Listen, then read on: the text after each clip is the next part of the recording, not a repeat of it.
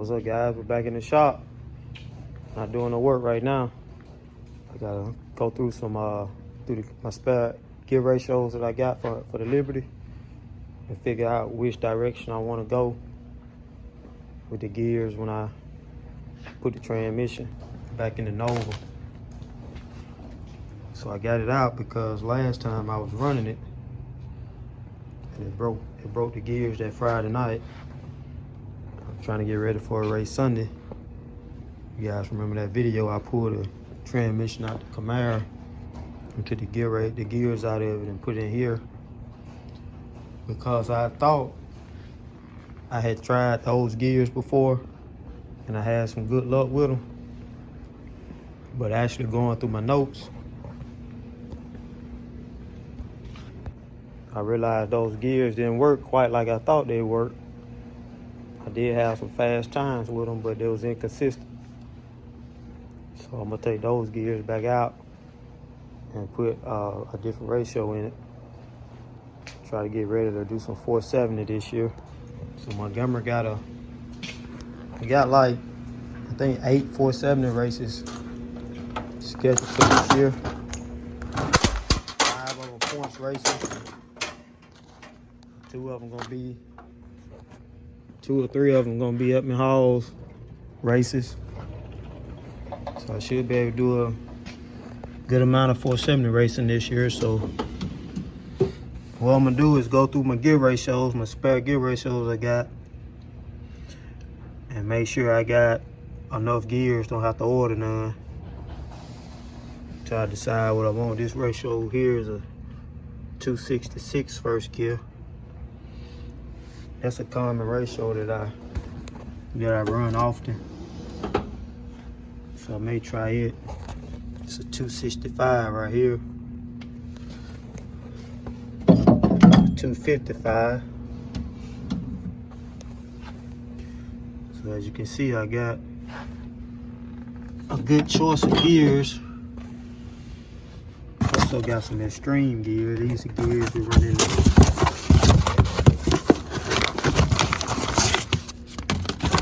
57. These gear ratios right here. When we get to pushing the 57 in the 440 class, these aren't quite strong enough. And we break them quite often, so we swapped it over to the extreme gear sets.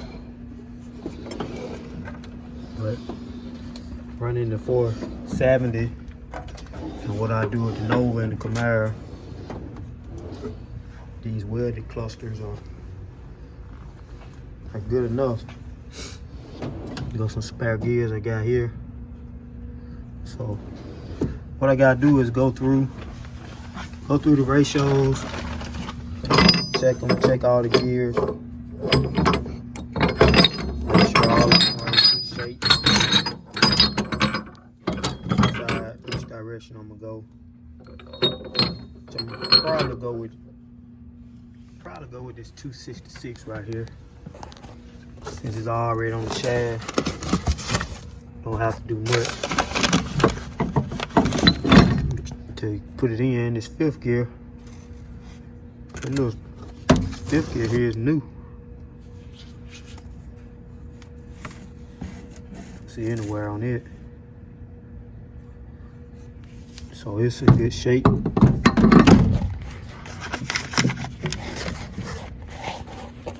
Pull this shaft out and put it on the table and look at all the gears. I'm checking this 4th gear here. What I'm looking for is see how much wear they have on the edge. That's where the slider comes up and hit it. If it don't hit right, it'll wear the edges. I got sliders, so I'm not worried about the sliders. Just checking the gears. That 4th gear there looks fine. I think I got so many of these ratios and stuff, I can't remember what they came out of, but like I had already set this one up with some pretty new gears.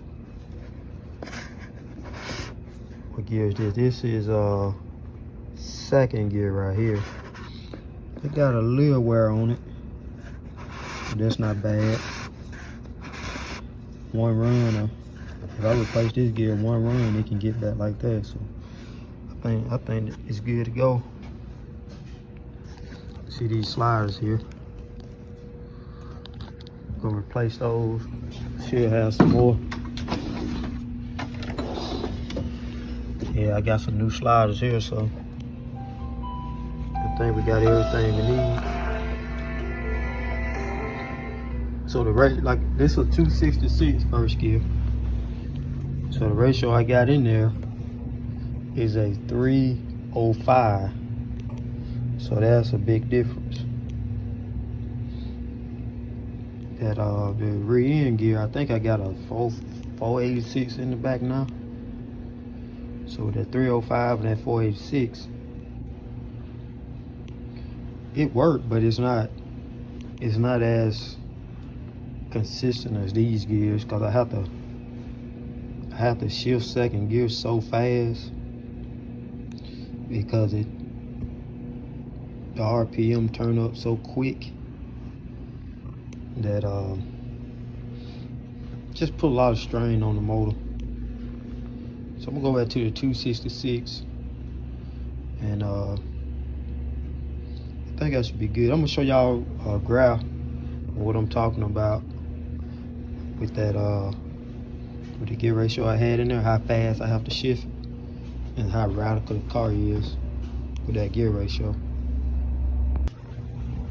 I'll show y'all something else I'm gonna do. I got this transmission out. This is an older style tail shaft. You can see I got one mount right here. If you look at them, you see how it's bowled up.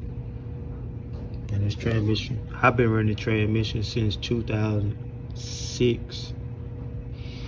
And it was used out of a ProStar car when I got it. So who knows how long it had been in service, but it's an older style tail shaft.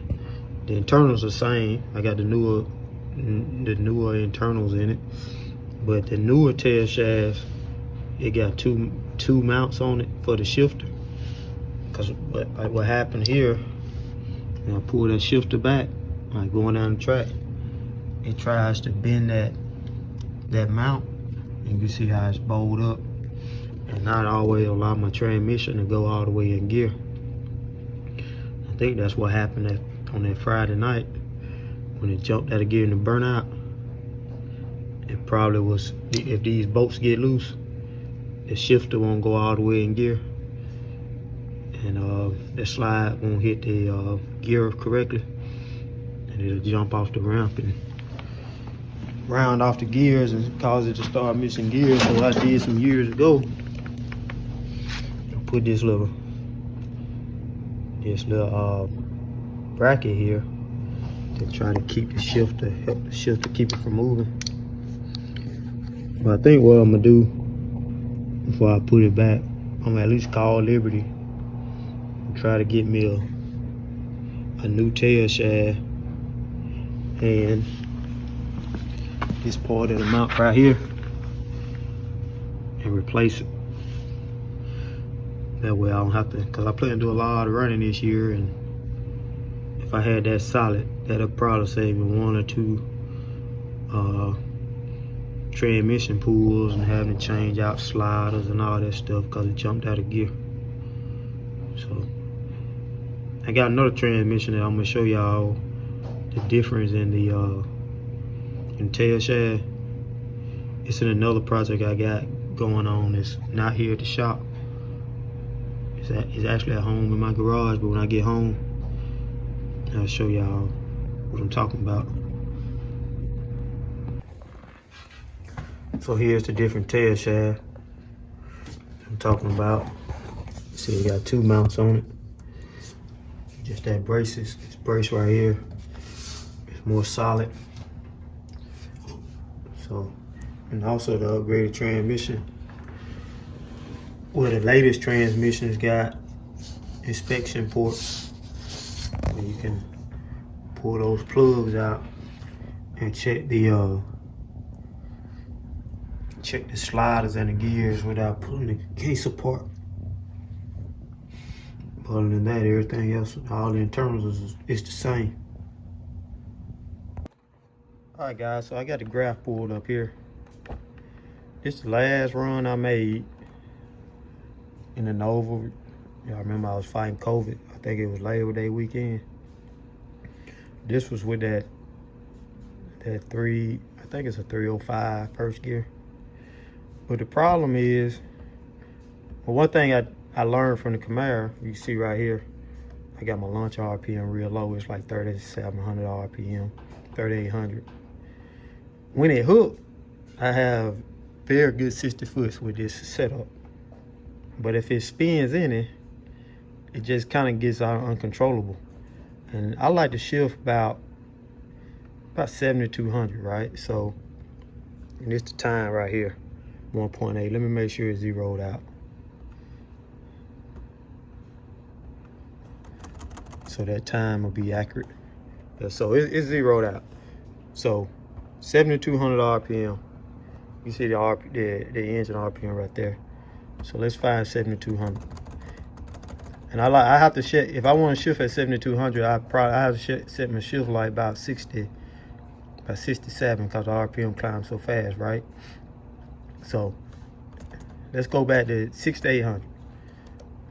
So that's when the shift light came on, 6,800 RPM, 1.2 seconds.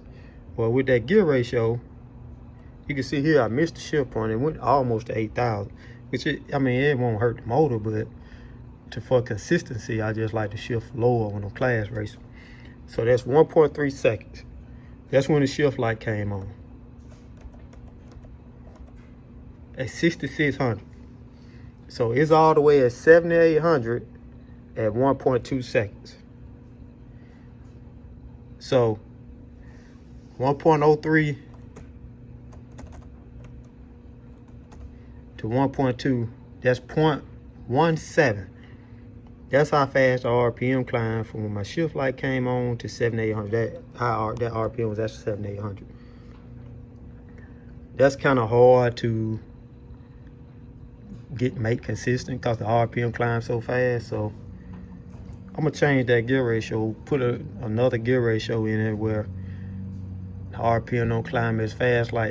So with the other gear ratio, I'd probably be leaving around 5,200 RPM.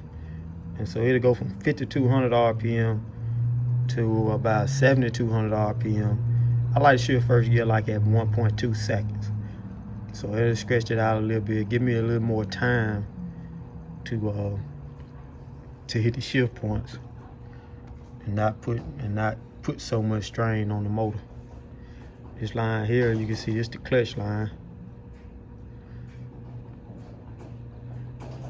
We're locked. You see where the clutch lock up right there and pull the RPM down a little bit. You can see where the clutch break loose a little right there. I like for it to break loose more if I'm really trying to run fast, but for class racing, I just lock it up, don't worry about it.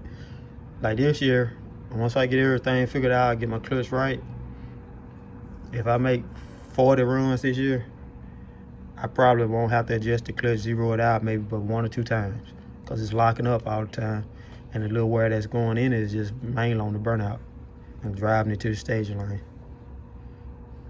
Yeah, I just wanted to share that with you. I know this video wasn't any work going on, just more theory, but I just want to show everything, you know, the working side of it. We hadn't done a lot of racing videos, but I plan to do a lot more racing this year, so that'll show the racing side of it, the tuning side of it, getting on my number, 475 or whatever class I'm running, 6.0 with this car, 570.